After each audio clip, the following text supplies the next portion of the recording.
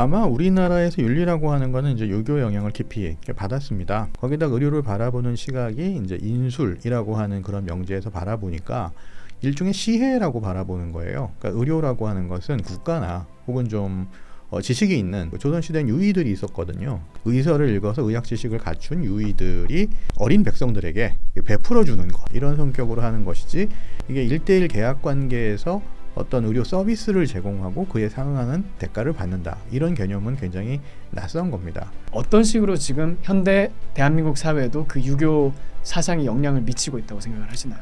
거의 모든 면에 다 미치고 있죠. 다만 사람들이 그게 유교라는 걸 모를 뿐입니다. 어릴 때부터 배운 한국 사회의 모든 도덕 규범에 다 이게 녹아 들어가 있거든요. 의사가 어떤 나쁜 일을 했어. 그러면 교육을 해야 돼. 교화를 시켜야 돼. 교육을 하면 나은 인간이 될 거야. 이게 전형적인 유교적 사고방식이거든요. 핵심적인 메시지는 정말 이렇게 헌신적이고 훌륭한 의사이자 의학자도 한국 사회에서는 참 살아남기가 너무 힘들다라는 얘기를 하고 싶었어요. 이제 의료 윤리가 무엇인가요? 의료 윤리는 의료에 있어서의 가치 판단을 다루는 학문이라고 할 수가 있지요. 그러니까 의료에서 제일 중요한 건 의사결정입니다. 의사들이 의사결정을 한 다음에 이제 수술도 하고 여러 가지 치료 들어가지만 굉장히 중요한 건 판단과 의사결정인데, 소위 의료적 그 의사결정이나 의료적 판단이라는 거는 과학에 입각하지만 과학만 갖고 내릴 수 있는 건 아니죠. 항상 어떤 가치가 개입됩니다. 그러니까 이제 그 가치가 개입되는 것을 어떻게 우리가 이제 평가하고 어떻게 의사결정에 적용할 것이냐, 이런 것들을 따져보는 게 의료윤리라고 할 수가 있습니다. 근데 제가 일반적으로 가졌던 어떤 생각과는 많이 차이가 있네요. 보통 의료윤리하면 뭔가 이렇게 도덕 같은 거, 아니면 좀 그러니까 그런 생각을 많이 하는데 예를 들어서 이렇게 인성교육을 잘하자 이런 거 있잖아요. 그런 생각을 많이 하는데 교수님은 좀 제 생각과는 많이 다른 답변을 내놓으셨네요. 네, 그렇습니다. 네. 그러니까 사실 그런 예가 있어요. 그 어떤 환자분이 있었는데 그 뇌경색으로 전신마비에 빠지셨어요. 그러니까 이분이 이제 전신마비에 빠지니까 몸을 움직일 수가 없고 하니까 계속 욕창이 계속 발생하는 거예요. 그래서 이제 의료진은 고민을 하다가 욕창이 발생하면 거기 감염원이 되고, 이 감염원에서 이제 균이 이 혈관소로 들어가면 폐혈증이 되고, 그럼 이제 사망할 수가 있으니까 아예 양쪽 다리를 다 자르자. 그러니까 골반부터 자르니까 하반신이 없어지는 거죠.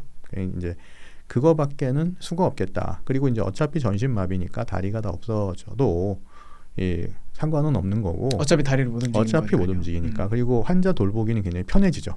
이게 사실 몸이 반만 남으니까 이제 여러 가지 이제 이동도 편안하고 하니까 그래서 권장을 했죠, 환자한테. 네. 환자분은 거부했겠죠. 네. 그냥 다리 없이 이 몸뚱이를 반만 가지고 좀 오래 사느니 이 온전한 채로 일찍 죽어도 상관없다. 자, 그럼 의사는 어떻게 이걸 판단을 해야 됩니까? 이게 이제 의학적으로는 그러니까 이분의 어떤 그 장수 내지는 이제 돌봄, 이걸 위해서는 의료진의 생각이 타당하죠. 다리 없는 게 낫겠지. 근데 이게 사람인데 이분이 가지는 자기 인생에 대한 어떤 소망, 가치, 소원 이런 것까지 포함하면 얘기는 복잡해지잖아요. 이분이 동의 안 하시면 할 수는 없는 거예요. 그럼 이제 의료진은 고민에 빠지는 거죠. 그럼 이걸 할 거냐 말 거냐. 이거는 의료인의 인성과 아무 상관도 없습니다. 네. 그 의사가 인성이 좋든 나쁘든 도덕적이든 우리가 흔히 말하는 의미에서 그냥 평범하든 그런 거 상관이 없습니다. 그리고 이러니까 이런 상황에서 이것을 어떻게 해결하면 좋으냐, 어떤 요소들을 고민해서 어떻게 가는 것이 타당하느냐, 이런 의사결정이 거의 매일 일어나거든요. 네, 그런 것들을 하는 거죠. 그러니까 의료를 이렇게 실천하면서 어떤 맞닥뜨리는 현실적인 그런 도덕적인 문제에 대해서 직업윤리에 기반해서 좀 올바른 결정을 내리는 그렇습니다. 이제 그런 정도로 이해하면 되겠네요. 예, 그렇습니다. 근데 이게 아무래도 의학이 어쨌든 서양에서 먼저 발전했으니까 해외하고 이제 한국하고 그 의료 윤리를 대하는 자세가 어떻게 차이가 있는 건가요? 왜 한국에서는 왜 그렇게 좀 제가 아까 말씀드렸던 그런 고정관념과 같은 소위 말하는 참 의사 그리고 이렇게 그 환자를 친절하게 대하는 거 이런 거를 왜 의료 윤리랑 연관시켜서 생각이 됐는지 좀 궁금하거든요. 원인이 있을 것 같은데요. 아마 우리나라에서 윤리라고 하는 거는 이제 유교 영향을 깊이 받았습니다. 그리고 유교가 사실 따지고 보면 윤리학이죠.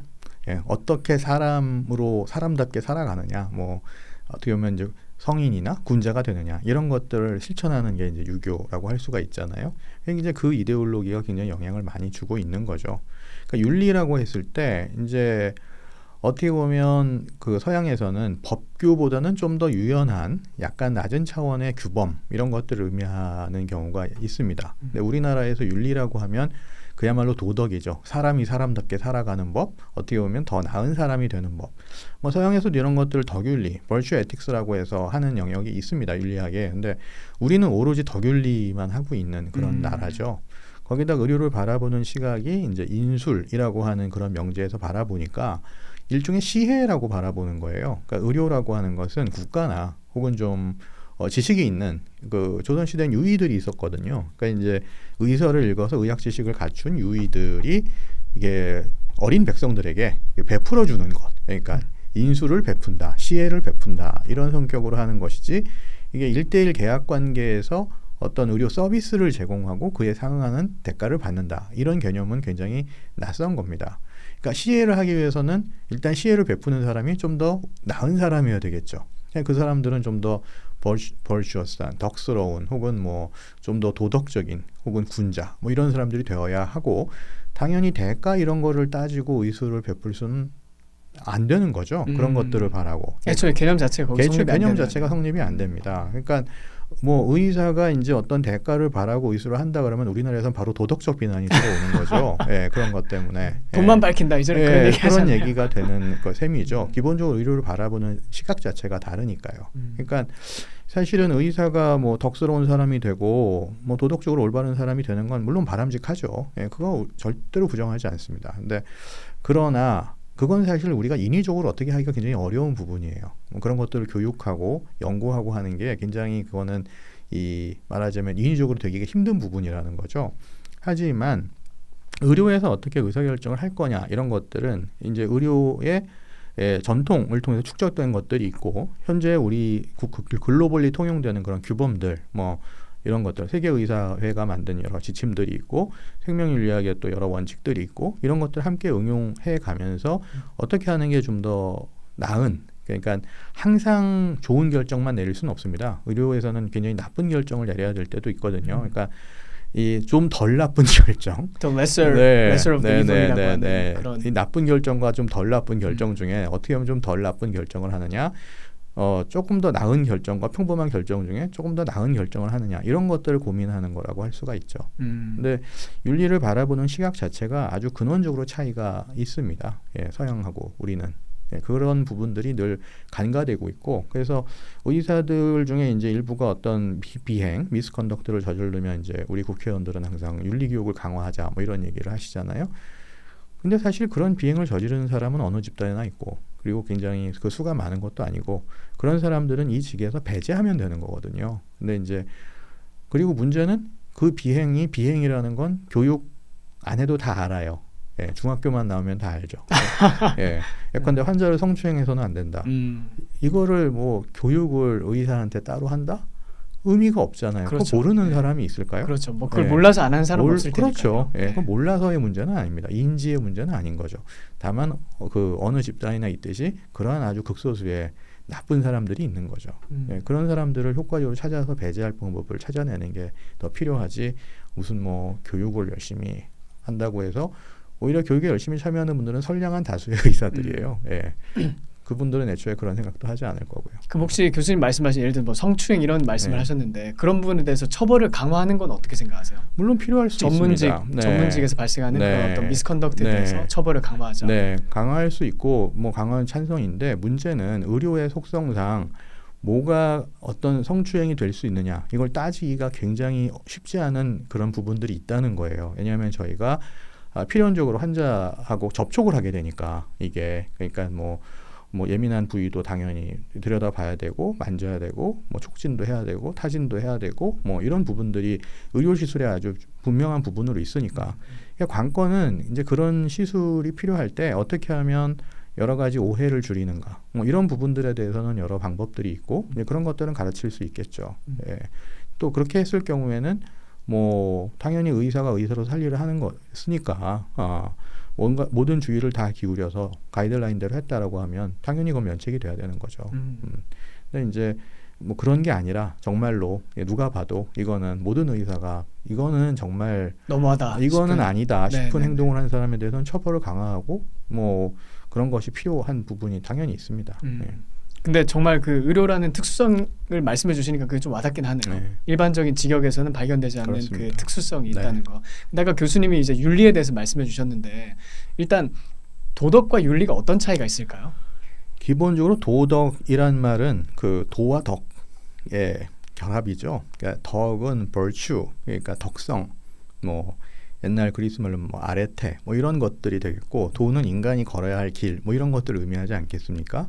근데 윤리라고 하는 것은 뭐 기본적으로 라틴어의 모레스, 뭐 그리스의 에토스, 일종의 습속을 의미하거든요. 그러니까 이건 뭐 저의 구분이긴 하지만 우리나라에서는 별 구별 없이 쓰입니다. 도덕과 보통은 윤리가. 두 개가 그냥 혼용돼서 같이 쓰이잖아요. 네네네.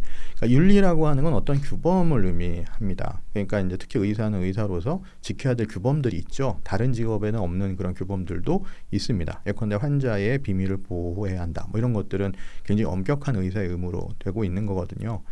그런데 도덕이라고 하는 건 그것도 윤리학의 한 부분인데 윤리학의 두 가지 측면이 있습니다. 하나는 어떤 규범이 그 옳고 그 규범을 어떻게 만들어서 그 규범을 지킬 것이냐라는 그런 소위 습속으로서의 그런 윤리가 있다면 어떻게 하면 좀 더 나은 삶을 살 것이냐, 어떻게 하면 좀 더 올바른 삶을 살 것이냐, 인간에게 좋은 삶이란 무엇이냐 이런 것들을 또 따지는 영역이 있거든요. 그런 것들을 저는 도덕 영역으로 보고 있습니다.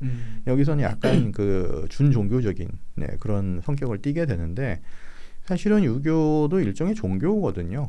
굉장히 그 세속적인 종교긴 하지만 결국 인간이 어떻게 옳게 사느냐 하는 부분들은 우리가 초월적인 부분들을 배제하고는 생각하기가 어렵습니다. 모든 종교의 지향이 그런 거고요. 네. 유교는 유교 나름대로 도덕적인 인간이 되는 것, 성인 군자가 되는 길을 보여주고 그걸 추구하는 것이 일종의 준종교적인 그런 삶이다, 좋은 삶이다라는 걸 설파를 한 거죠. 근데 그거는 개인의 어떤 약간 좀 이렇게 말하면 어폐 소지가 있지만 영성을 닦는 거랑 비슷하거든요. 예컨대 뭐 퇴계 선생님 이런 부분들 그러니까 개인의 수양을 그럼요. 한다. 개인의 수양을 통해서 느낌이네요. 어떤 그 우주의 진리 이런 것들을 깨달아서 소위 천인합일의 경지에 이른다. 이게 이제 유학자 이상인데 하늘과 내가 하나 되는 그런 경지에 이른다. 그게 유교의 목적이에요. 궁극적인 목적이죠. 네, 그런 것들인데 그거하고 일단 이런 규범을 만들어서 지킨다 이런 것들하고는 조금 다르죠. 근데 뭐 깊이 들어가면 유교에서는 이런 것들이 굉장히 아주 믹스업이 돼 있습니다. 그러니까 이제 삶의 규범 이런 것들은 예라고 부른 거죠. 뭐 관운상지에서 드러나지만 어떻게 보면 극기복례라고 하는 말이 있거든요. 그러니까 이 나의 저열한 욕망을 극복하고 항상 그 예에 맞춰서 규범에 맞춰서 살아가면 나는 이제 천인하별의 경지에 가서 이제 성인이나 혹은 군자가 될 거야라는 그런 믿음이 있는 건데. 죄송한데 근데 군자가 되면 뭐가 좋다고 하나요? 유교에서는? 뭐가 좋냐고요? 네. 그건 예컨대 기독교에서의 그 구원의 경지나 불교에서의 어떤 해탈의 경지랑 비슷한 거죠. 열반에 이른다, 뭐 해탈에 이른다 거죠. 그런 느낌. 그런 거죠. 굉장히 내 마음이 시원하고 기쁘다 뭐 이런 거죠. 근데 뭐 그게 가신 분들이 이렇게 많지는 않습니다. 항상 그렇지만. 근데 이제 그게 이제 보통 교수님께서 이제 말씀하시는 중에 저도 유교에 대해서 새롭게 좀 생각을 하게 됐는데 보통 우리나라에서 어떤 말을 할 때 그 유교적인 사고 방식이잖아. 네. 그리고 한국 사회도 유교의 잔재가 네. 많아. 또 어떤 분은 또 조선의 잔재가 많아 이렇게 말씀을 하시는 걸 왕왕 듣게 돼요. 근데 교수님께서 생각하시는 그 문제점이 뭐고 어떤 식으로 지금 현대 대한민국 사회에도 그 유교 사상이 영향을 미치고 있다고 생각을 하시나요? 거의 모든 면에 다 미치고 있죠. 다만 사람들이 그게 유교라는 걸 모를 뿐입니다. 그러니까 어릴 때부터 배운 한국 사회의 모든 도덕 규범에 다 이게 녹아 들어가 있거든요. 그러니까 전형적으로 그렇습니다. 의사가 어떤 나쁜 일을 했어. 그러면 교육을 해야 돼. 교화를 시켜야 돼. 교육을 하면 나은 인간이 될 거야. 이게 전형적인 유교적 사고방식이거든요. 그러니까 교육과 교화라는 거 기본적으로 맹자님이 시작한 게 공명이 시작한 게 교육이었거든요. 인간의 천성은 약간 좀 아직 갈지 않은 그런 밭 같은 거기 때문에 열심히 이것을 갈아야 한다. 수양을 하고 교육을 하면 이게 비로소 사람다운 사람이 된다라고 하는 그게 기본적으로 깔려 있기 때문에 이걸 유교적이라고 할 수가 있죠. 근데 이제 사실은 우리가 흔히 유교 잔재라고 하는 게 좋지 않은 거, 예컨대 남녀 차별이라든지 뭐 이상한 제사를 계속 뭐 상다리가 부러지게 지낸다든지 이런 것들은 당연히 극복해야 될 문화라고 생각을 하고 있어요. 뭐 허례허식 같은 것들은. 그건 실제 많은 사람들이 공감하잖아요. 예, 그런 거 그분은 없애자 이런 식으로 많이 공감하는데 하는데. 우리가 좋다고 생각하는 건 역시 다 유교의 산물인 거죠. 예컨대 부모님께 효도하고 나라에 충성하자 반대하는 사람이 어디 있습니까? 하지만 왜 이런 게 들어왔지? 그리고 왜 이게 부모님에게 효도하는 게 이렇게 절대적인 가치가 됐지? 서양 사람들은 그렇게 열심히 안 가르쳐줘도 그렇죠. 부모하고 잘 지내는데 우리는 이렇게 교육을 열심히 하는데도 왜 부모님과 사이 안 좋은 가정은 이렇게 많을까? 이거 고민을 해본 적이 없다는 거죠. 아, 진짜 네. 그렇네요. 생각해 네. 보니까. 그러니까요. 그러니까 가족은 무조건 옳고 무조건 사랑해야 되고 막 그렇게 하는데 사실 현실에서는 많은 갈등과 고민의 원천은 바로 가족이거든요. 그러니까 우리의 문제는요. 사실 어떻게 보면 유교의 자장 속에 살면서 유교가 뭔지를 모른다는 거예요. 한 번도 이거 유교를 비판적으로 극복해 본 적이 없어요. 근데 사실 교수님 말씀하신 중에 생각난 게 많은 사람들이 그냥 유교가 뭔지도 잘 모르는 것 뭔지 같아요. 모릅니다. 사실 저도 잘 모르거든요. 네. 솔직히 말씀드리면 네. 지금 이제 교수님 말씀 들으면서 아 저런 개념이구나. 아까 네. 뭐 천인의 경지 네. 이런 것도 굉장히 생소해요. 네네. 근데 그게 우리 문화 속에 이렇게 아주 깊이 그리고 저변에 이렇게 스며들어 있다는 느낌은 많이 받네요. 그렇습니다. 그러니까 유교를 잘 알면 소위 그 비판적 사고가 가능하죠. 그러니까 내가 어떤 생각을 할 때 과연 이 사고는 어디서 유래했으며 이 사고의 이 말하자면 장점과 단점 모든 사상이 그렇듯이 기독교도 그렇고 이슬람도 그렇고 유대교도 불교도 그렇듯이 어떤 장점이 있고 어떤 한계들이 있습니다. 유교도 마찬가지죠. 근데 이제 서양 근대라는 게 어떻게 보면 기독교와 계속 싸우면서 기독교와 맞서면서 소위 세속적인 어떤 그런 것들을 만들어내려고 애쓰던 과정에서 만들어진 게 서양 근대라고 한다면 우리는 아직 유교에 대해서 그렇게 씨름을 해본 적이 없는 거죠. 그냥 좋은 건 다 좋다고 그냥 그대로 유지하고 있고 나쁜 건 확실히 나쁜 거라고 비난은 하지만 과연 우리의 사유체계나 우리의 도덕관, 우리의 그 일반적인 윤리관 이런 것들이 어떻게 형성되었고 그 한계는 뭐고 그 장점은 뭔지 이런 것들에 대해서 깊이 있게 생각해 본 적이 별로 없는 거죠. 그러면 교수님 생각에 한계는 뭐라고 보시나요? 뭐 이미 지금 설명 가운데도 뭐 은연중에 이렇게 많이 네. 말씀을 하신 것 같은데 네. 그 중에 아 이거는 정말 문제다. 대한민국 사회에서 이 유교에 따른 이 잔재는 정말 심각한 문제가 있다라고 생각하시는 게 어떤 게 있을까요? 그러니까 이제 기본적으로 그 좀 이상한 철학적인 논의로 또 빠지게 될 텐데요. 인간에 대한 생각이 기본적으로 너무 어떻게 보면 소박해요. 그러니까 인간의 악에 대한 그런 생각이 그렇게 강하지 않아요. 한국 사람들은. 그러니까 거기에 대한 인지가 별로 없다는 거예요. 그러니까 사실 이 서양 근대라는 게 과연 인간에 대한 긍정적인 태도에서 출발을 했는지 아니면 극히 부정적인 태도에서 우리 이 부족한 인간들끼리 어떻게 보면 협력 체계를 어떻게 구상하느냐.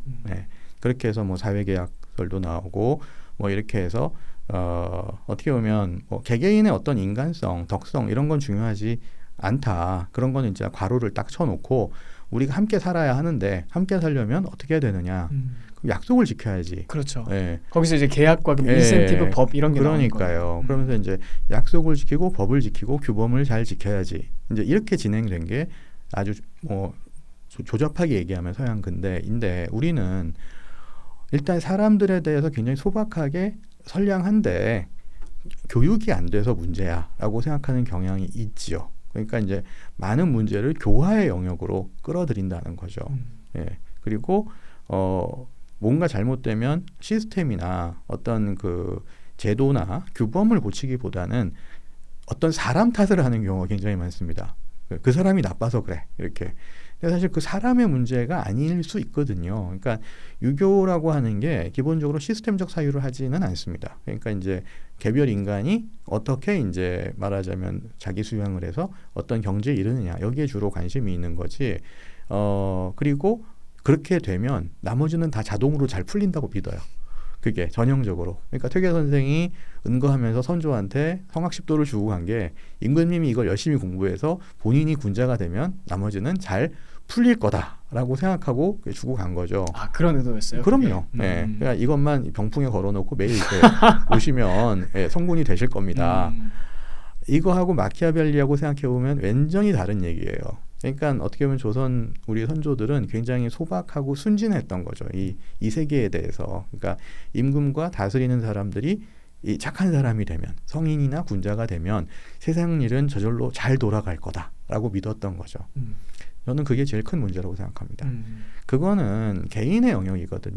개인의 영역. 그러니까 개인이 자기 수양을 해서 올바른 사람이 되는 건 얼마든지 괜찮습니다. 그런데 개인이 모여서 어떤 사회 공동체라는 걸 구성을 하면 필연적으로 어떤 문제가 뒤따라요. 그거는 그 사람이 착하고 나쁘고 선의이냐 악의냐와 무관하게 벌어지는 문제예요. 그러니까 의료 윤리도 마찬가지인데 의사들이 고민하는 것들 대부분의 영역은 그 의사가 선의이냐 악의냐하고 다 무관한 문제들이에요. 예. 그거는 진짜 정말 예기치 않은 어떤 상황에서 인간의 삶의 한계라는 게 꼬여버린 거죠. 예. 근데 우리는 그런 인식이 그렇게 깊지 않다는 거죠. 네, 그게 제일 아쉬운 부분이라고 할 수 있죠. 근데 아까 교수님 근대에 대해서 말씀해 주셨는데 사실 근대에 대해서 뭐 저도 관심이 있어서 나름 뭐 이렇게 생각을 많이 정리를 해봤었거든요. 근데 저 같은 경우에는 사실 그 종교가 가지는 역할을 나름 긍정적인 부분이 있었다 이렇게 바라보는 편이에요. 근데 네. 이제 교수님 생각은 어떤지 좀 궁금한데 아까 그 종교의 어떤 부작용을 극복해 나가는 과정에서 어떤 이성이 어떤 규범으로서 이렇게 올바르게 설립되는 과정에서 파생된 게 이제 근대다 뭐 이렇게 제가 네네. 크루드하게 네. 말씀을 드리자면 그런 식으로 이제 말씀하셨던 것 같은데 한편으로 이런 의문을 가지거든요. 어떻게 그 근대가 보통 우리가 뭐 서유럽에서부터 시작된 그런 문명이라고 보잖아요. 거기 상황에서. 근데 왜 그게 세계에서 다른 곳에서는 발전하지 않았고 왜 하필이면 그 지역에서 그 사람들 사이에서만 발생했을까 이런 전 의문을 많이 가졌어요. 예를 들어서 그게 어떤 인류 진화나 지성의 그 발전 과정의 자연스러운 산물이라면 네.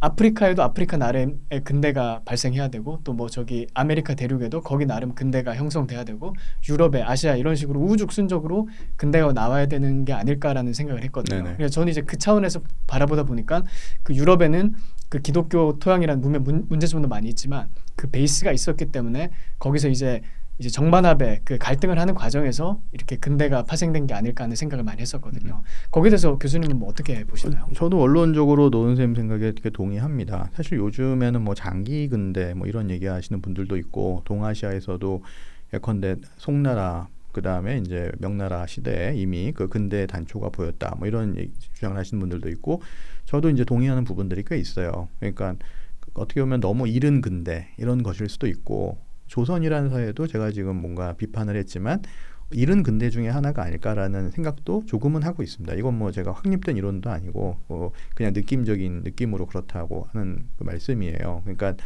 적어도 우리가 고려 시대까지의 그 완전히 불교 국가였지 않습니까? 그리고 이게 불교 이데올로기로 사람들을 굉장히 억압하는 그런 게 고려라고 한다면 적어도 그보다는 좀 숨쉴 공간을 만들어냈던 게 이게 조선 초의 유교가 아니었나 이런 생각도 하고 있고 예. 하지만 우리가 흔히 근대라고 일컫는 것들 개인주의, 그다음에 자유주의, 민주주의, 그다음에 근대과학 뭐 이런 몇 가지 요소를 찝어낸다면 소위 물질적인 부분, 과학기술이라든지 혹은 시장경제라든지 이런 부분들은 물론 송나라, 명나라 때까지가 굉장히 번성하고 발달한 부분들이 있어요. 근데 이제 근본적으로 개인주의와 자유주의, 민주주의 요 세 가지는 이거는 결국 유럽에서 발전할 수밖에 없지 않았는가. 왜냐하면 동아시아 사회는 계속 그 전제 군주라고 하는 틀을 벗어날 수가 없었으니까. 그리고 그렇게 된 데는 저는 근본적으로 기독교 영향이라고 생각을 합니다. 저는 뭐 근대 철학자들이라고 해서 기독교인이 아니라고는 할 수가 없다고 보거든요. 그러니까 오히려 대표적으로 데카르트 같은 사람은 진짜 독실한 기독교인이었고 파스칼도 엄청난 그렇죠. 기독교인이었고 그러니까 뉴턴 같은 경우도 독실한 뉴턴도 기독교인이었잖아요. 마찬가지였고요. 네. 그러니까 이들은 소위 그 종래 기독교라고 하는 데서 어떤 모순을 찝어냈고 이걸 어떻게 보면 좀 해소해서 진정한 기독교라는 것을 알 수 있겠는가라는 쪽으로 고민했던 사람들이지 이걸 전면 부정한 사람들은 아니었거든요. 근데 이제 기독교적 세계관에서 보면 오히려 거기서 그 개인주의나 자유평등, 민주주의 같은 단초들이 나올 수 있는 가능성이 높죠. 그러니까 기본적으로 유교 사회 같은 경우는 신분제를 굉장히 이렇게 정당화하고 있고 그 다음에 개인이라고 하는 게 별로 설 자리가 없어요. 이 우주관 자체에는 항상 우리는 누군가의 아들, 누군가의 아버지, 누군가의 남편, 남자인 경우에 이렇게 관계 속에서 이게 존재하는 이 존재자들이지 딱 떨어져서 어떤 인디비주얼 개인 그럼 이 개인은 뭐냐? 결국은 구원의 대상이자 구원의 주체로서의 개인이거든요. 기독교에서 바라볼 땐 당연히 종교개혁 이후에 기독교, 개신교들은 그렇게 생각을 했던 거죠. 그 전에 이제 소위 천주교, 가톨릭은 단시로 묶어서 그냥 교회를 통해서 구원해준다, 뭐 이런 식이었다면, 이 프로테스탄트들은 그게 아니고 교회를 통해서 구원받는 게 아니라 네 개인이 진짜로 하느님을 믿고 그 길을 가야 네가 구원받는다라는 걸 설파했을 때부터 근대 개인주의의 단초가 만들어진 게 아닌가 그렇게 생각을 하거든요. 그러니까 이제 물질적 근대와 영성적 근대라고 저는 생각을 하는데, 물질적 근대의 단초들은 당연히 이 동아시아 사회에서도 있었다고 봅니다. 조선만 좀 예외였지만 조선은 어떻게 보면 영성을 너무 추구한 나머지 물질계를 너무 부정한 측면이 있어요. 그런데 이제 그게 어떤 그 서양 서구 사회라고 한 특정한 지역에서 우연히 그런 저는 역사의 우연이라고 생각하는데 그게 맞아 떨어졌던 거죠.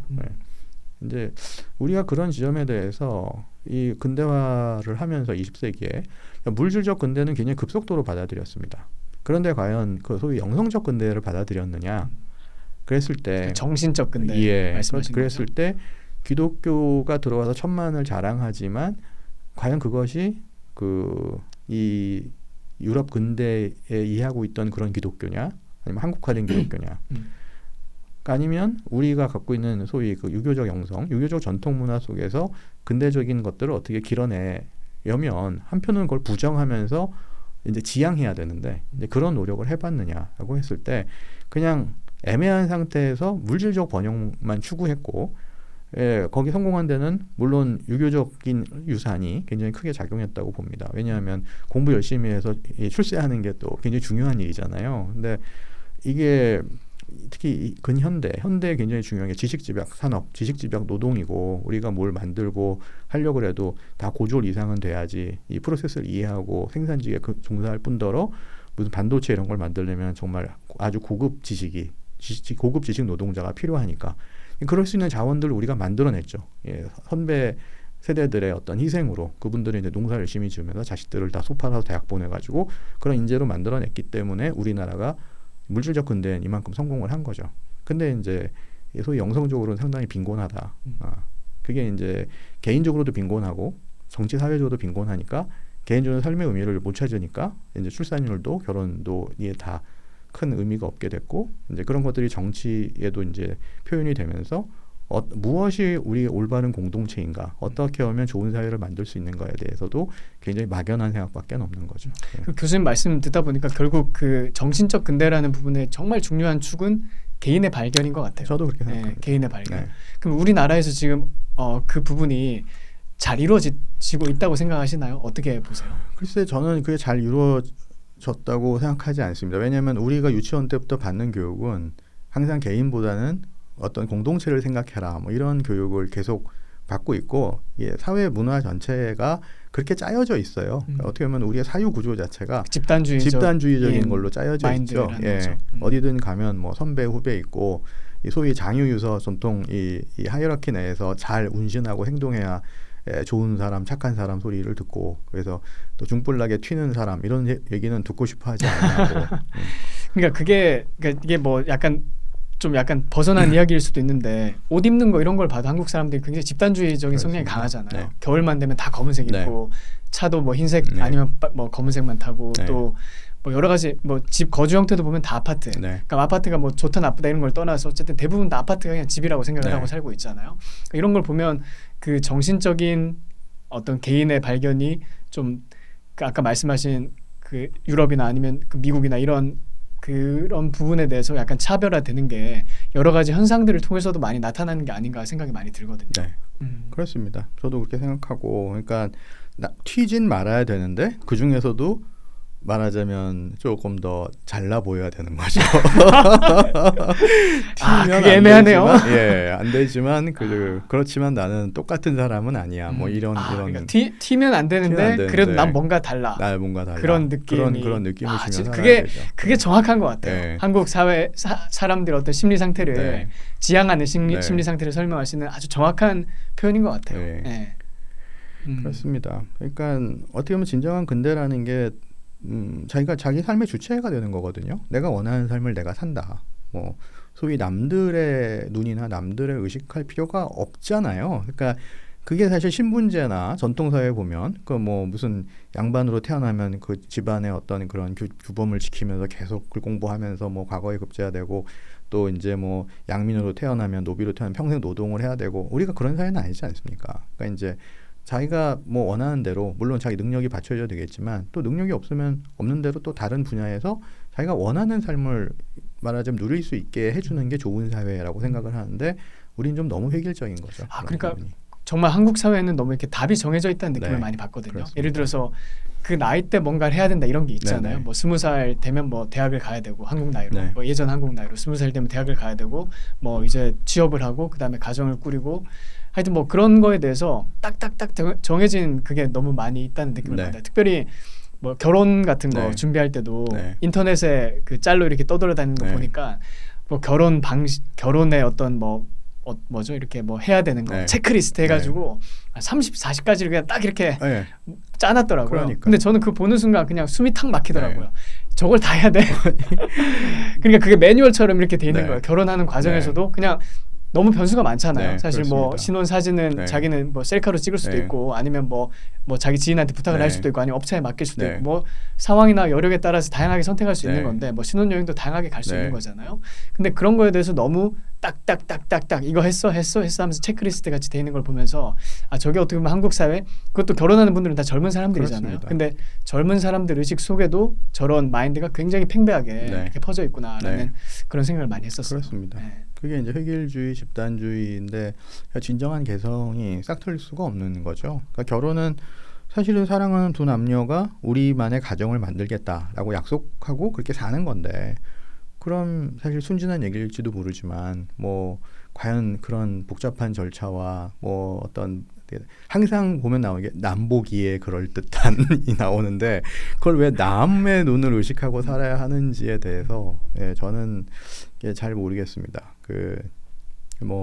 원래 저는 그 사진 찍고 이런 영상 찍는 거 너무 싫어하는데 저희 집사람도 별로 안 좋아해서 저희는 뭐 그런 사진 일체 안 찍었고 사진 결혼하실 때도요? 그런 무슨 요 스튜디오 뭐 이런 거 하는 거 다 안 했어요. 정말요? 네. 그리고 결혼식 비디오도 친구가 그냥 찍어줬어요. 근데 그때 당시 교수님 결혼하실 때도 그게 굉장히 이례적인 일 아니었나요? 이례적이었죠. 이례적이었죠. 네, 이례적이었죠. 그러니까 그냥 뭐 그래도 고맙죠. 그렇게 그런 것들에 이해를 해주신 사모님에게도 이해를 하기가 해주고 그것도 두 분의 의견이 합치가 돼야지 할 수 있는 거잖아요. 그렇게 해서 되는 대로 살아왔는데 제가 뭐 남대라는 전공 안 하고 특이한 전공 했을 때도 뭐 알아서 하라고 했고 그렇게 그러니까 여태까지 그냥 살아올 수 있었던 것 같습니다.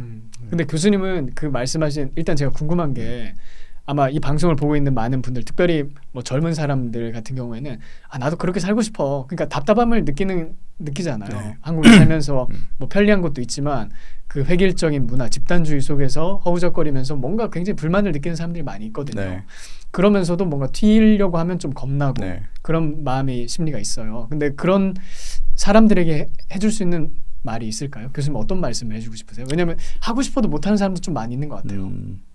글쎄요, 그냥 용기를 내서 이렇게 살아가면 살 길은 열린다. 뭐 그냥 그 정도 이상 뭐 용기를 내라. 용기를 내라고 하는 이상 제가 뭘 할 수 있겠습니까? 그리고 사실 지금 젊은 분들이 겪는 사회적 프레셔는 제가 젊었을 때 훨씬 더 심각하긴 해요. 저도 이제 자식들이 20대라서 느끼는 건데 또 학생들이 있고 이제 뭐 정말로 어떤 뭐 저희 세대는 굉장히 경제가 계속 성장하고 계속 풍요로웠던 그러니까 초등학교 때 비해서 대학생이었을 때 삶이 굉장히 풍요로워졌던 그런 것들을 겪었던 세대거든요. 교수님 실례지만 학번이 어떻게 되시죠? 저는 87학번인데요. 87학번. 그러니까 60년대 후반생이고 네네네네.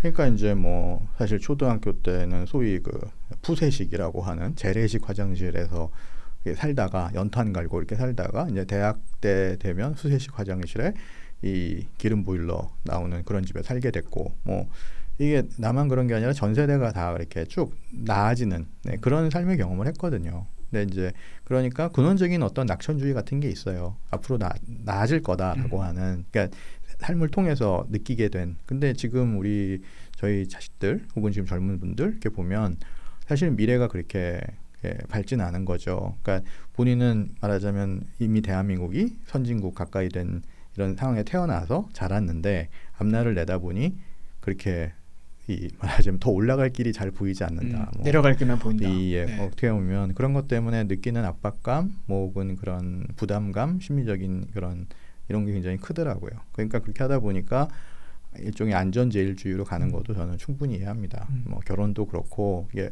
어느 정도 확보가 되기 전까지는 이거는 이런 무모한 짓은 할 수가 없다. 뭐 이런 건데요. 예.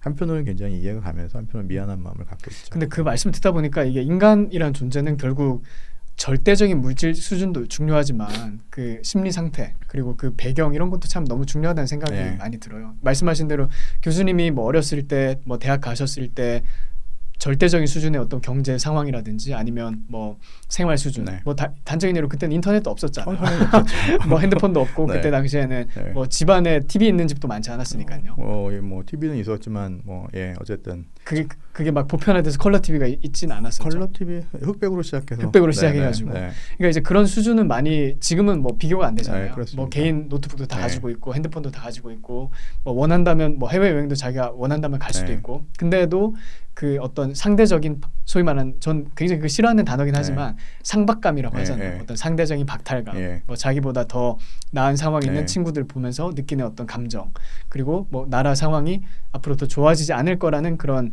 비관론에서 출발하는 어떤 그 마음의 불안감 이런 것들이 절대적인 물질 수준은 높아졌지만 여전히 굉장히 크게 작용하고 있다는 생각이 많이 들어요. 네. 근데 사실 모두가 못 살면 또 행복한 부분도 있어요. 못 살아도. 근데 이제 자본주의가 고도화되면 편차가 커지지 않습니까? 그렇죠. 그러니까 그건 해결할 수 없는 문제잖아요. 불평등의 문제는 사실. 그렇죠. 근데 사람이 또 이게 인간이니까 또 우리나라는 이 상박감이 또 굉장히 큰 사회거든요. 굉장히 또 밀집해서 살고 너무나 빤히 바라보는 그런 사회니까. 그렇죠. 예컨대 미국처럼 땅덩어리가 넓으면 뭐 중부에 사시는 분들은 맨하탄이 어떻게 사는지 정말 뭐 평생 걸쳐서 구경도 못 해보신 분들도 많고. 맞아요. 관심도 없고요. 관심도 별로 없고.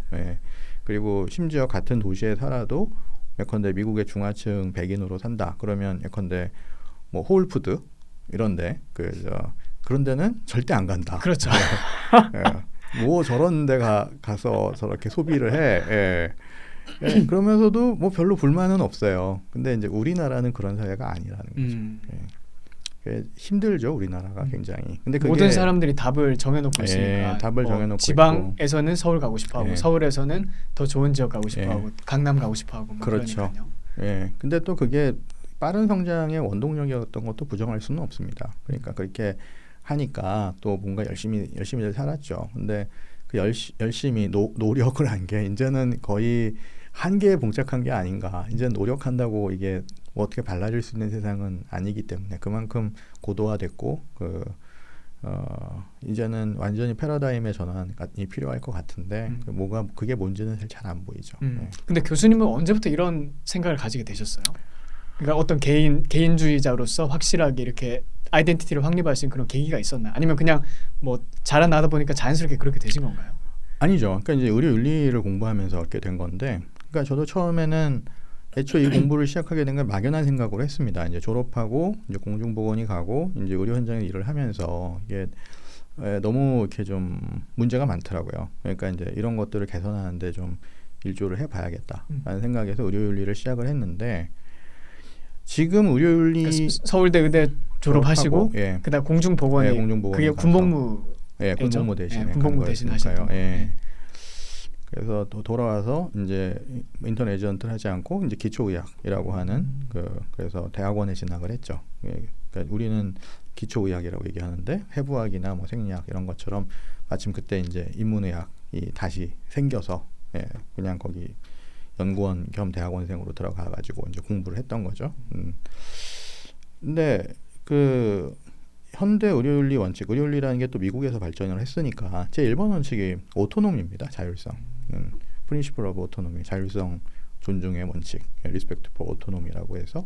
근데 공부를 하다 보니까 생각이 이제 점점 확장이 된 거예요. 그러니까 이 자율성이라고 하는 것은 개인을 전제로 하지 않으면 존재 불가능합니다.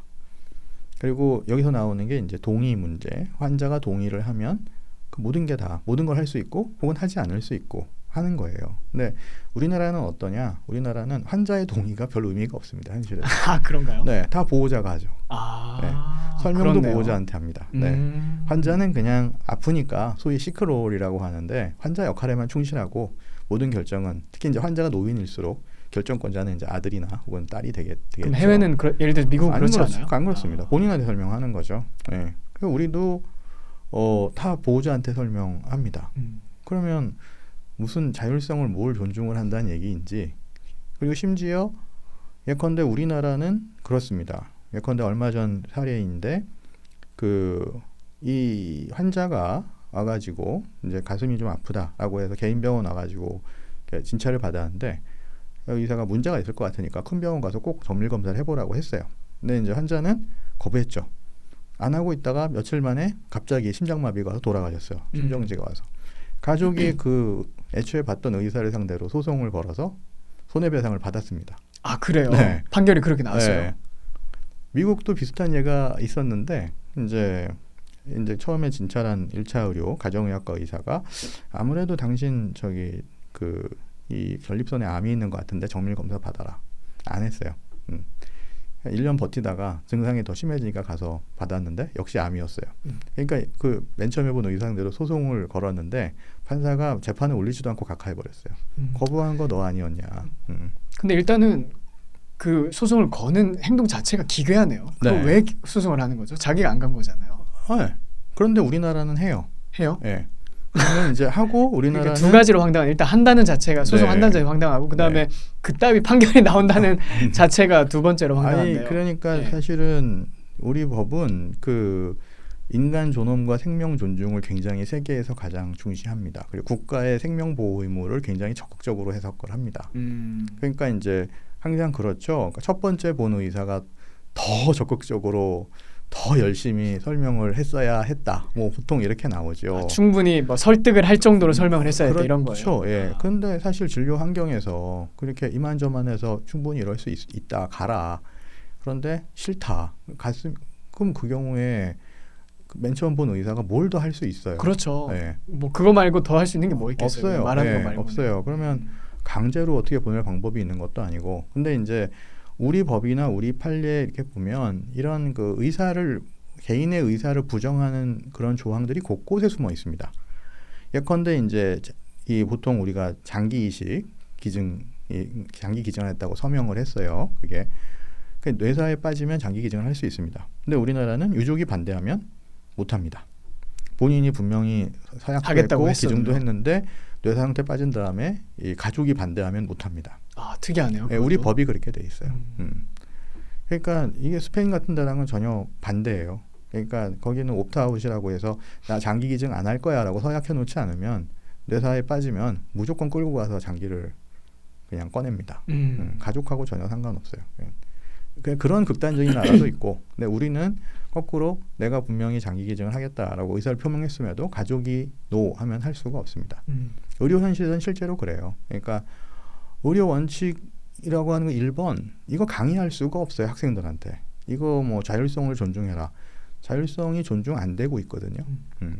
우리나라 많은 제도와 법들이 그렇게 되어 있어요. 그러니까 이제 그때부터 고민을 한 거죠. 이게 뭐가 다르냐. 그러니까 결국 우리는 개인을 온전히 개인으로 보지 않는다. 일단 그 가족과의 어떤 연결된 그런 존재로 보고 있고, 또 개인의 의사도 국가가 이제 말하자면 경우에 따라서는 이게 국가 권력을 행사할 수 있는. 그러니까 지금 소위 조력 존엄사니 뭐 안락사니 뭐 이런 논의들이 막 분분한데 항상 이게 뭔가 제도로까지 가지 않는 게 국가가 적극적으로 생명을 보호해야 한다고 믿기 때문이에요. 그러니까 나는 치료 그만할래라고 해도 안 돼요.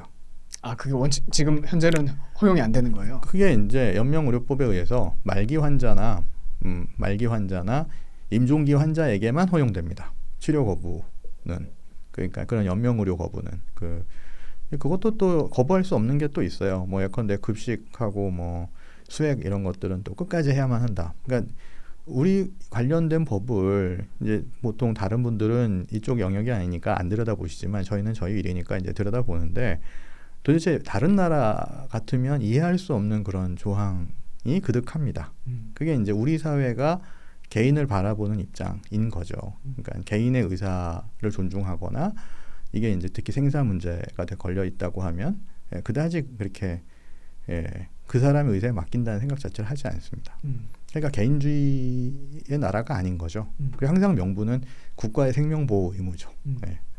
그러면 과연 우리 국가가 생명을 그렇게 잘 보호하고 있는 거에 대해서는 우리는 여러 가지 생각을 해볼 수가 있죠. 현실에서. 네. 그리고 이제 생명 보호를 하겠다고 하는 게 국가가 할 수 있는 건 법을 만드는 것밖에 없습니다. 법을 만들어서 정말 보호가 되느냐? 예컨대 중대재해법 같은 경우 이렇게 만들어서 과연 그럼 그 이후로 중대재해가 안 일어나고 있느냐? 결국은 똑같아요. 어떤 구조나 시스템을 개선하기보다는 책임질 누군가를 찾아내서 처벌하겠다라는 거예요. 족칠 사람을 찾아내는 그런 거죠.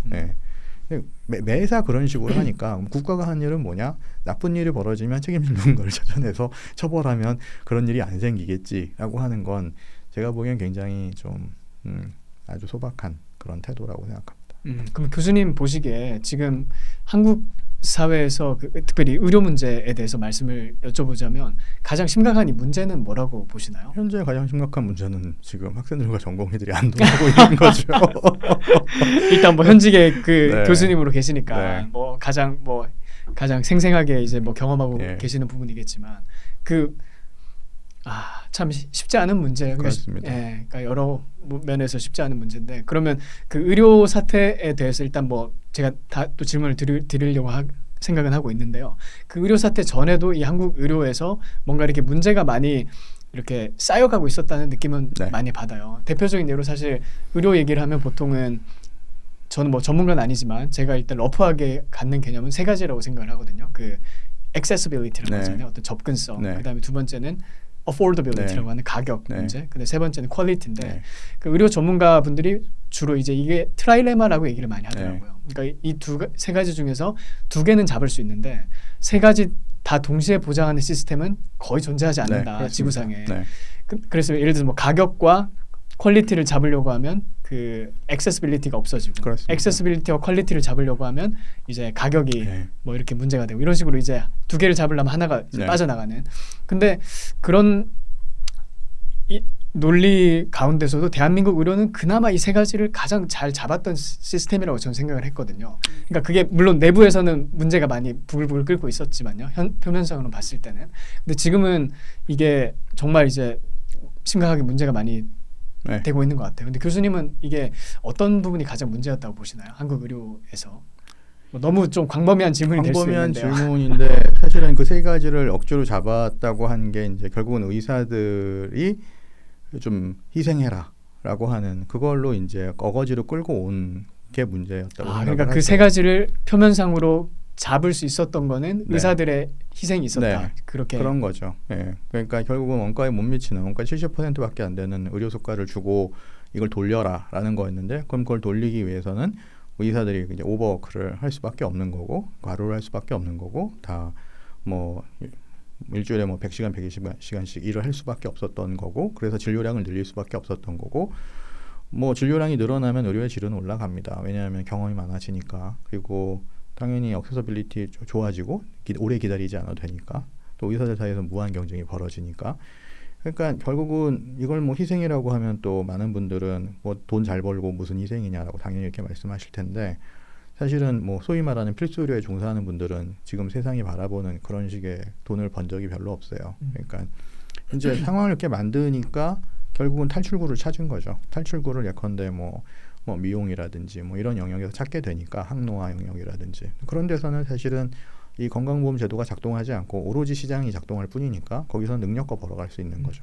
능력껏 벌어갈 수 있지만 역시 리스크는 큽니다. 그러니까 하이 리스크 하이 리턴이고 그런 데서 이제 개원했다가 망하는 분들도 많고 신용불량자 된 분들도 꽤 있는데 그런 것들은 보통 비치질 않죠. 본인들이 얘기하지도 않고. 그러니까 오히려 그 중에서 잘 성공한 사람들 일부 의사들이 눈에 띄니까 갑자기 의사 연봉이 얼마래더라라는 그런 이제 전설들이 나오게 되는 거죠. 근데 그게 실제 전설인가요?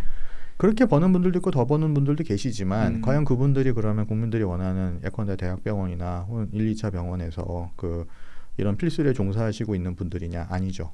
대부분은 그렇지 않습니다. 그러니까 이른 나이에 빨리 자리를 잡아서 미용이나 성형 쪽으로 간 대부분 사람들이 그런 분들이 이렇게 돈을 버는 거죠. 거네요. 네, 그렇게 버는 거죠.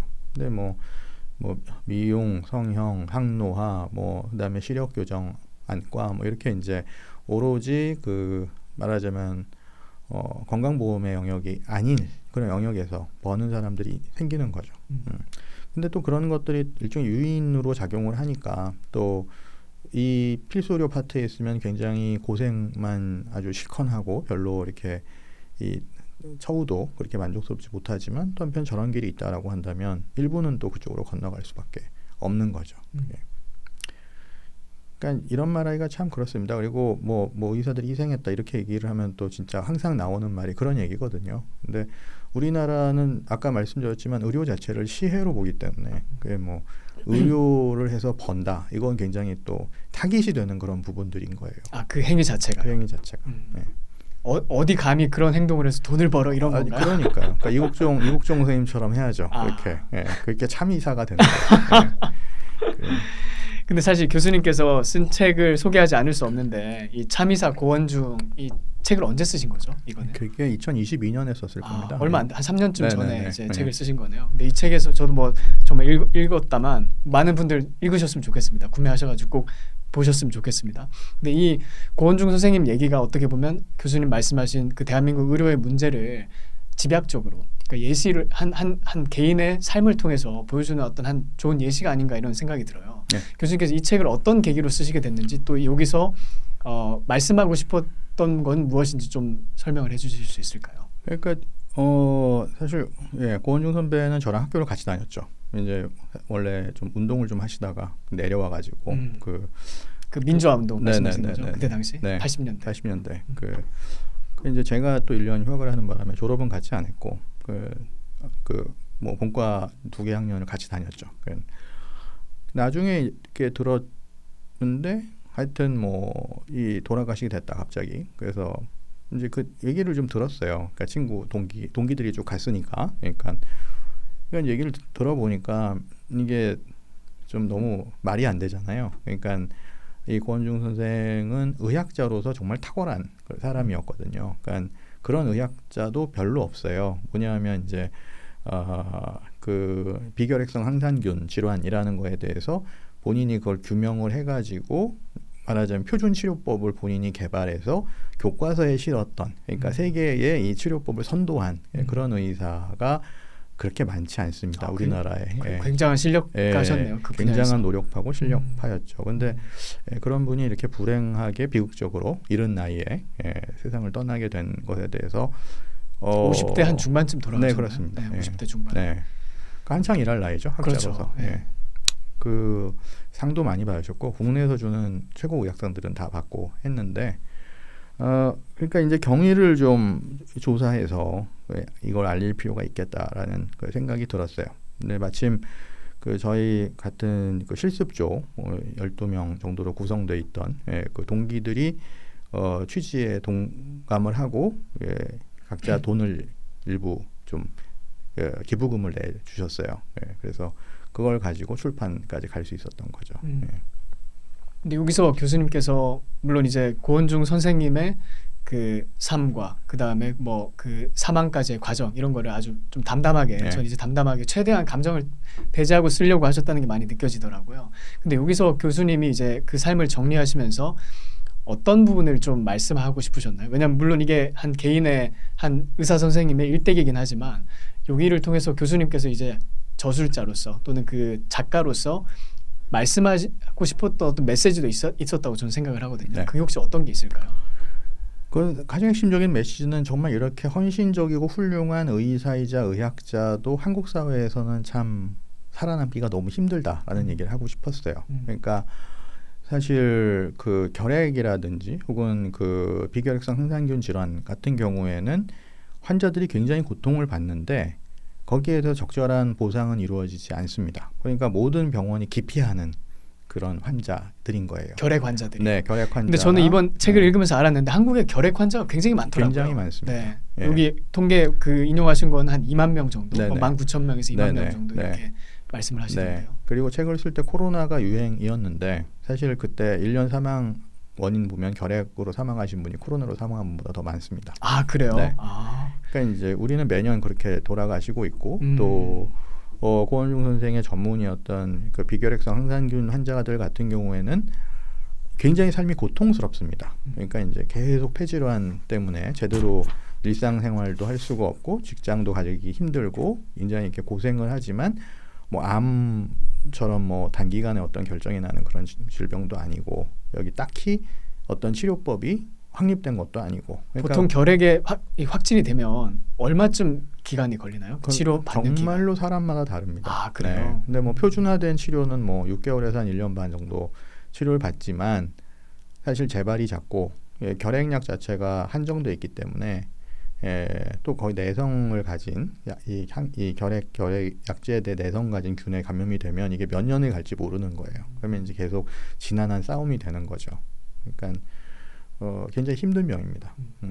근데 이제 무시하죠. 이게 뭐 그리고 거기에 대한 이 굉장히 시간이 오래 걸리고 그 환자를 보는데 잘 낫지도 않고 고생은 오래 의사와 환자가 정말 파트너십을 만들어서 오래 함께 가야 하는 그런 병인데 병원에는 정말로 돈이 안 된다. 이게 예 그러니까 모든 병원들이 다 기피한다. 돈이 안 되니까. 돈이 안 되니까요. 예.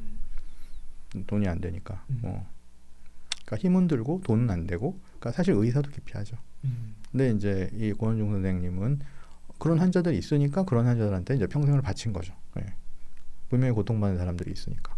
우리가 그런 사람들을 물론 학문적인 업적도 뛰어나지만 그게 뭐 본인이 무슨 뭐 영달을 하려고 그렇게 쓴 거 아니거든요. 그리고 뭐 그렇게 했으면 훨씬 쉬운 길도 또 있죠. 근데 이제 진짜로 이 환자들 어떻게 보살펴야 될까 이런 것들 고민하면서 낸 성과들이 업적이 된 그런 거였습니다. 네. 그러면 교수님 보시기에 이 고원중 그 선생님 이제 성균관대 그 삼성 네네. 서울병원 거기 이제 거기서 교수님으로 네네. 재직하시다가 뭐 이제 돌아가신 건데 뭐 마지막에 이제 뭐 약간 그만두시긴 했지만 그 사실상 거기서 종신 커리어를 다 하신 거잖아요. 근데 가장 결정적인 이분을 물론 사망에 이르게 했다라고 말하기는 좀 그렇지만 그 한국 의료의 시스템적인 차원에서 봤을 때 이분에게 이렇게 극단적인 선택을 하도록 이렇게 푸시를 했다고 해야 되나요? 아니면 그 환경을 조성했던 가장 결정적인 그 문제는 뭐였다고 보시나요? 글쎄 뭐 일단 본인이 그 번아웃에 빠진 건데요. 예, 뭐 번아웃 뭐 의사들이 특히 이제 의대 교수들 중에 번아웃에 걸린 분들 되게 많습니다. 근데 이제 그걸 특히 악화시킨 건 이렇게 뭐 환경이었겠죠. 그러니까 그런 것들을 이해해주지 못하는 어떤 기관, 네, 굉장히 또 본인은 유명해졌는데도 또 이렇게 다들 다 정말 훌륭한 학자지라고 하는 의료계 일반적인 평가였지만 이제 그럼에도 불구하고 그 기관 내에서 가지는 무력감, 아무것도 할 수 없다라는 그런 무력감, 뭐 이런 것들이 크지 않았을까 생각이 듭니다. 근데 가장 제가 뭐 이제 책을 읽었을 때 느꼈던 점은 그 정말 필수 의료 분야잖아요. 네. 소위 말하는 필수 의료 분야인데 네. 뭐 사실 저는 뭐 필수 의료가 뭔지는 잘 모르겠어요. 다 필수 의료가 아닌가 생각이 드는데 그 보는 각도에 따라서요. 근데 그런 뭐 결핵 환자를 다루는 그런 중요한 의료 분야가 돈이 안 된다는 이유 때문에 또 수가 문제 이런 것가 걸려 있기 때문에 이분이 병원 내에서 많이 이렇게 점점 소외를 당하신다는 모습을 제가 네. 느꼈거든요. 그리고 그 과정에서 본인이 하셨던 뭐 진료라든지 임상이라든지 연구가 많이 이렇게 인정받지 네. 못하고 소외되는 네. 거기에서 굉장히 좌절감을 많이 느끼신 것 같더라고요. 그러면 이게 인상 깊은 대목이 있어서 제가 이렇게 메모도 해왔었는데 교수님께서 쓰신 걸 직접 인용을 하려고 하는데요. 현 의료 시스템에서 그러니까 한국 의료 시스템에서는 가장 훌륭하고 뛰어난 의사들부터 희생당하게 되어 있다. 가장 선하고 유능한 의사에게 진료받고 싶다면 이들이 소진되지 않는 시스템을 만들어줘야 된다. 이렇게 말씀을 하셨어요.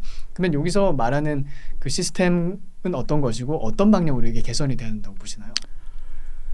결국은 충분한 수가를 인정을 해줬다면 병원이 그럴 리는 없지 않겠습니까? 그 분야에 대해서요. 그렇죠. 근데 이제 이건 뭐 전반적인 문제인데, 그러니까 뭐 제가 깊이 알고 있지는 못하지만 지금도 수가 가지고 계속 논의 중인데 이게 보통 일이 아니거든요. 그러니까 지금 고령화는 되고 있고 뭐 의료 수요는 늘어나고 이게 맞다면 그럼 거기서 뭐 의사 수를 늘려야 되겠다라는 게 맞다면 그럼 결국은 의료에 대한 코스트는 아주 왕창 올라갈 수밖에 없다. 근데 이제 이게 굉장히 큰 정치적 부담이죠. 그러니까 지금 보험료 올리는 걸로는 택도 없다. 근데 과연 그게 어느 정치권이 국민을 설득할 수 있겠는가?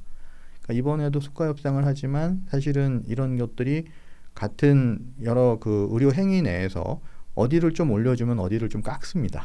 그러니까 결국은 건강보험공단은 총 지출은 억제해야 된다고 생각하니까, 그러니까 결국 제 살 깎아먹기라고 의사들은 느끼는 거예요. 그러니까 어디를 좀 올려주면 다른 데를 깎는 거예요. 그런데 이제 종합병원 입장에서는 이게 그렇게 되면 예컨대 이쪽 분야를 올려주면 다른 분야를 깎이는 거죠. 그렇게 해가지고는 이게 병원이라는 게 수천 명이 근무하는 조직이고 물가도 오르고 임금도 오릅니다. 그런 경우에 생존의 문제에 봉착을 하는 거죠. 그러니까 병원 차원에서 경영 생존의 문제가 생긴다는 말씀이네요. 그러니까 이제 고원중생을 뭐 압박해서 간 그런 환경이 저는 뭐 그 병원 탓이다 이렇게 얘기하고 싶지는 않습니다. 그러니까 그건 저희 병원도 겪었던 일이고, 사실은 제대로 하게 되면 병원의 생존 자체가 상당히 힘든 게 지금 상황이죠. 그걸 어거지로 버틴 게 이제 전공의들 노동력으로 버텼고 갈아 넣으면서 이제 그렇죠. 그걸 버텼다고 하는 거네요. 그러니까요.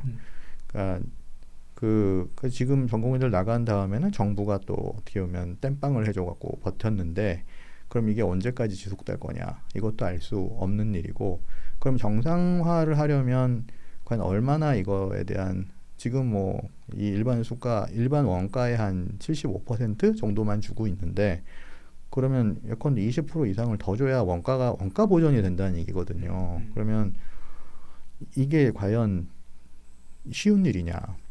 그런데 계속 정부에서 나오는 메시지들은 건강보험료 인상은 없다, 뭐 이렇게 얘기를 하거든요. 그러면 어디서 이걸 할 거냐라는 얘기인 거죠. 그러니까 어떻게 보면 그 수가 문제, 그러니까 결국 돈 문제인데, 네. 그 돈 수가를 정말 이런 분들이 대접받는 네. 수준의 뭐 환경이라든지 네. 아니면 연봉과 이런 걸 맞춰주려고 하다 보면 그 돈을 건강보험료로 올릴 수밖에 없는데 정치인들이 그걸 하지 않는다, 이렇게 정리하면 될까요? 네네. 그래서 사실은 그것도 새길로 만든 게 실손보험을 또 도입을 했죠. 그러니까 뭐 그렇게 올릴 수는 없으니까 그냥 실손보험을 방치한 거죠. 그러니까 본인 부담금이나 뭐 이런저런 다른 이 특별한 치료에 들어가는 돈은 실손보험으로 처리를 해. 그러니까 의사들도 또 실손보험이 있으면 좀 더 안심하고 이제 검사도 하고 치료도 할 수 있으니까, 양쪽이 또 그렇게 하는 과정에서 소비자들의 또 실손보험료, 건강보험료 내고 실손보험료 내니까 함께 또 이건 말하자면 건강보험이 오른 거나 마찬가지죠. 그 문제는 이런 것들을 또 다 통제를 하니까 이게 실제로 돌아가는 시장하고 맞지 않는 부분들이 또 생기는 겁니다. 그러니까 뭐 비급여라고 하는데, 그러면 이제 그럼 병원이 어떤 치료에 대해서는 이게 보험 수가가 너무 낮으면 좀 그런 거에 대해서 임의로 좀 더 받을 수 있는 제도를 환자가 동의한다면 만들 수 있지 않겠느냐, 이런 것들도 정부가 굉장히 통제를 하죠. 그러니까 결국 이런 것들이 의료적 필요성이라기보다는 어떤 정치적인 그 필요성 내지 어떤 국가의 어떤 보건 정책의 운용 이런 측면에서 이렇게 나오게 되니까, 그러니까 뭐 답이 사실은 굉장히 안 나오는 상황이 벌어지는 거죠.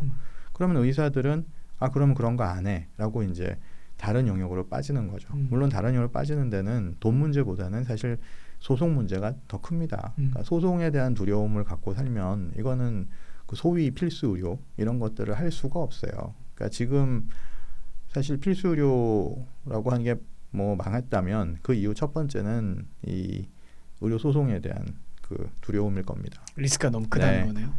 돈 문제는 그 다음인데, 또 정부는 정책은 특히 종합병원, 상급 종합병원은 어떻게든 이 돌아가게끔 하는 게 이게 정말 대한민국 정부의 이 모습인 것 같아요. 그러니까 일반 개원이는 어떻게 살든 사실은 관심도 없습니다. 네. 관심도 없어요. 어차피 환자들이 원하는 게 그냥 동네 의원은 감기 환자나 가는 거지, 진짜 좀 아프면 큰 병원 가야지라고 돼 있으니까 그 욕구에 맞춰주는 거죠. 그러니까 일반 의원은 여러 가지 각가지 생존 방법을 개발해내서 뭐 각자 나름대로 이제 생존하고 있는 것이고, 그러니까 대학병원은 정말로 리스크를 안고 있으면서 이제 여태까지 근근히 살아왔던 건데, 그 와중에서 이런 약한 고리라고 할 수 있죠. 말씀드린 대로 고원중 선배 같이 가장 선량하고 가장 실력 좋은 그런 의사들이 그 약한 고리니까 거기서부터 무너지는 겁니다. 네. 그냥 적당히 타협하고 살았으면 그렇게 안 됐겠죠. 아니면 진짜 나 그냥 이런 환자 안 봐. 나와서 개업이라도 했으면 그래도 뭐 적어도 그렇게 되지는 않았겠죠. 근데 결국에는 이런 분들이 시스템을 통해서 갈려 나가고 뭐 이렇게 무너지다 보면 결국은 피해는 국민들이 받는 거 아닌가 생각이 많이 들어요. 그렇죠. 그렇잖아요. 네. 네. 이런 실력 있는 의사분들이 네. 없어지는 거니까. 네. 그리고 기피하게 되면 네. 정말 어떤 진료가 필요할 때 병원에 가야 될 때 그 전문가한테 진찰을 받을 수 없는 거잖아요. 그리고 아까 교수님 말씀하신 거 듣다 보니까 과연 이 시스템이 지속 가능할 것인가 거기에 대해서 정말 의문이 많이 드네요. 네. 네.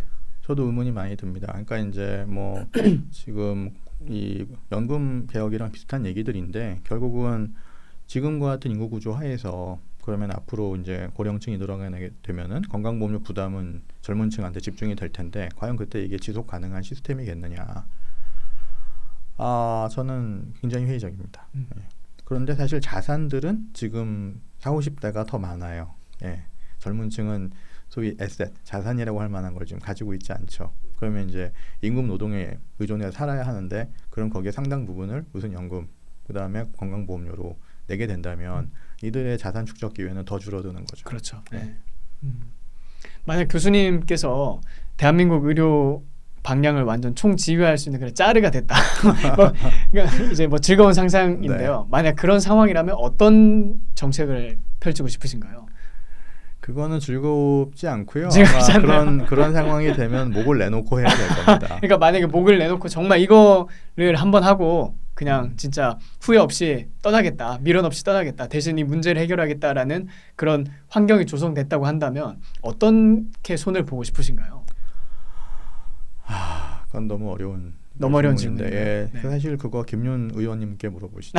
저희가 그 정책 전공자고 저는 정책 전공자는 아닙니다. 굉장히 복잡한 변수들이 많이 있어요. 다만 제가 김윤 의원님한테 하고 싶은 얘기는 이것이 어떤 인력, 그다음에 머니 이런 것들 이렇게 이것만 갖고 운용하는 그런 게임은 아니라는 거죠. 항상 중요한 게 의료라는 거는 이제 국민의 정서, 느낌, 마음, 태도, 그다음에 이제 여기에 대한 수요 이런 것들이 들어가 있는데 굉장히 비정형적인 요인들이거든요. 그러니까 저는 인문학을 했기 때문에 오히려 그런 데 관심이 많습니다. 뭐 이렇게 제도 정책, 그다음 이거는 결국은 리소스를 어떻게 배치하느냐의 문제인데 그건 제가 잘 모르죠.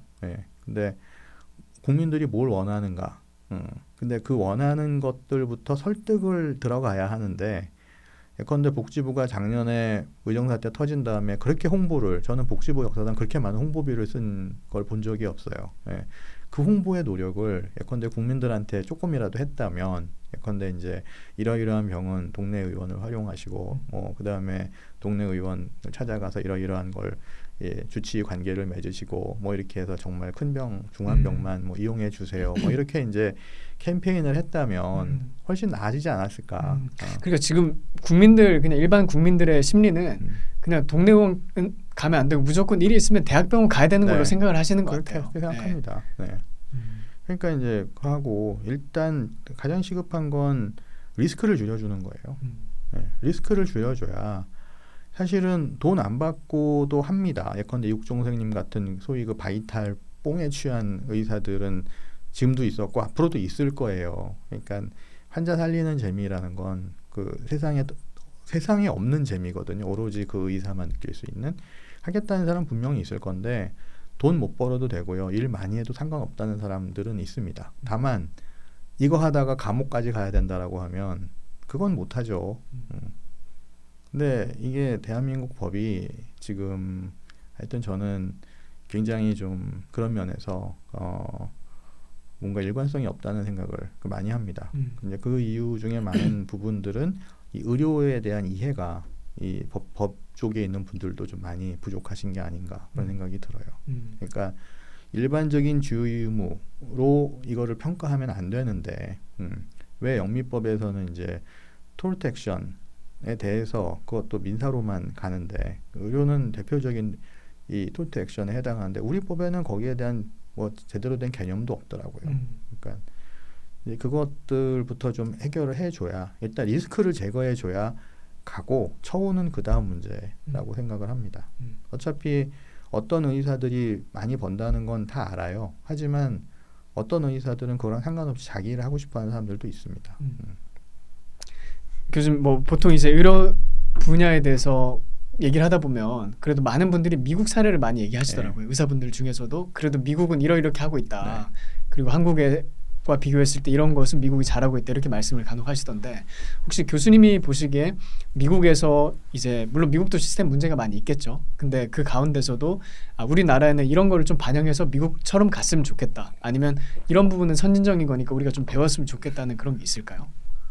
그 미국 의료도 지금 뭐 HMO 생기고 이러면서 매니지드 케어로 가면서 의사들이 상당히 괴롭습니다. 그리고 뭐 소송 건수는 미국 의사들도 진짜 많으니까 의사 개인한테 들어오게 되면 그 또 차이가 있네요. 구조적인 차이가. 굉장히 좀 힘들어지는 하긴 거죠. 보면 미국에서는 거의 의사들이 개인 차원에서 프랙티스 하는 경우는 많지 않더라고요. 대부분 뭐 대학병원이라든지 아니면 큰 클리닉에 소속돼서 이렇게 활동을 하니까요. 그러니까 그거는 사실은 기관이 책임을 져주는 거죠. 우리도 그렇게 해주면 좋겠지요. 예컨대 이제 형사는 정말 중과실 내지는 아주 진짜 고의성이 농후한 이런 게 아니면 극히 예외적으로 적용돼야 되는 게 맞고요. 민사는 뭐 할 수 있다면 그 민사는 의사 개인이 아니라 예컨대 뭐 병원이 알아서 책임져 주면 의사가 법원에 갈 일도 없고 뭐 그냥 병원이 해결해 주면 되는 거니까. 이제 그런 부분들이 상당히 좀 그 우리랑 다른 부분들이겠죠. 그러니까 그 구조적인 문제들, 차이가 있고요. 교수님 뭐 혹시 취미 같은 거 있으세요? 취미는 뭐 글쎄요, 특별한 건 없는데. 없으세요? 네, 딱히 뭐 취미라고 할 만한 게 뭐 그냥 뭐 독서하고 영화하고 뭐 산책 그런 건가요? 뭐 그런 거죠, 뭐 일반적인 것들. 네네네. 그거를 물어보실 줄은 몰랐는데. 하나 더 이제 여쭤보고 싶은 게 언제 행복하세요? 그건 참 그거 진짜 어려운 질문이네요. 뭐 일단은 뭔가를 성취했을 때 행복하죠. 뭐 책을 하나 탈고했다든가 논문을 하나 이렇게 완성했다든가 뭐 그럴 때 이제 성취감을 느끼는 그런 거고, 아니면 그냥 뭐 이 살아 있다는 것 자체가 참 감사한 일이다 이런 생각이 들 때 그런 때가 있거든요. 혹시 가장 최근에 그런 느낌을 가지셨던 적이 있나요? 살아 있다 아니면 행복하다 이렇게 느낌을 가지셨던 적이 있나요? 그냥 막연하게 느끼는 그런 것들입니다. 그냥 뭐 운전하고 가다가도 뭐 풍광을 보면서 이게 참 예컨대 최근에 날씨가 좋아졌다 어저께 갑자기 봄날이 되었다. 굉장히 이 계절은 이렇게 바뀌는구나. 뭐 이런 느낌들이죠. 그래서 낮에 이제 산책하면서 따뜻한 바람 불어오고 산수유하고 개나리하고 많이 폈더라고요. 꽃이 폈구나라는 그런 걸 봤을 때 뭐 그런 느낌들이라고 그런 느낌들인 거죠. 네. 그리고 마지막으로 교수님 뭐 지금 뭐 이화여대 그 의대에서 이렇게 가르치시면서 뭐 학생들 그다음에 젊은 사람들과 항상 얘기를 하시겠지만 방송을 보는 그 뭐 상대적으로 좀 젊은 분들한테 뭐 조언을 해주실 수 있다면 어떤 말씀을 남겨주고 싶으신지 나눠주시고 마무리하면 좋을 것 같습니다. 일단 저희 세대가 죄가 참 많다고 생각합니다. 진짜 특히 이 의정 사태에 대해서 학생들한테 면목이 없어요. 그러니까 뭐 이게 2000년부터 정부하고 계속 갈등을 빚어왔는데 사실 딱히 선별하고 해서 잘 해놓은 게 없죠. 한계가 있었고 뭐 어떻게 하다 보니까 이제 나이는 또 적지 않이 먹었더라고요. 그러니까 아직 뭐 더 이상 뭐 젊다고 할 수도 없고 그런데 일단은 좀 젊은 세대 전반에 대해서 저희 세대는 미안한 생각을 좀 가져야 될 것 같아요. 그러니까 뭔가 더 나은 세상을 만들겠다고 젊었을 땐 꿈을 꿨는데 그 꿈 자체가 사실은 그렇게 정치하게 치밀하게 공부하고 생각하고 실천하지 못했기 때문에 굉장히 그냥 그때 그 막연한 느낌 그대로 뭐 어떤 악만 처단하면 이 세상은 저절로 좋아질 거다라는 그런 나이브한 생각으로 여태까지 살아왔다는 거에 대해서 그리고 참 일단 미안한 마음이 많죠. 네. 네. 그럼에도 불구하고 굳이 말씀을 드린다면 그러니까 결국 개인의 발견이라는 얘기를 우리가 하지 않았습니까? 그러니까 세상은 그래도 살만하고 재미있고 앞으로 또 어떤 일이 펼쳐질지 굉장히 흥미롭다고 저는 생각합니다. 그러니까 화성도 간다고 하고 그러니까 또 이 어떤 지구상의 격변기가 올 것 같은데 그게 굉장히 큰 위험이면서 또 어느 순간에 또 기회가 될 수 있고 그리고 이런 세상에서 뭔가 이제 의미 있고 보람 있고 재미있는 일을 찾아서 열심히 하면 그래도 기회가 오지 않을까 용기를 가져야 될 것 같다 이런 말씀 드리고 싶죠. 네 오늘 시간 내주셔서 감사합니다. 예, 교수님. 감사합니다. 네.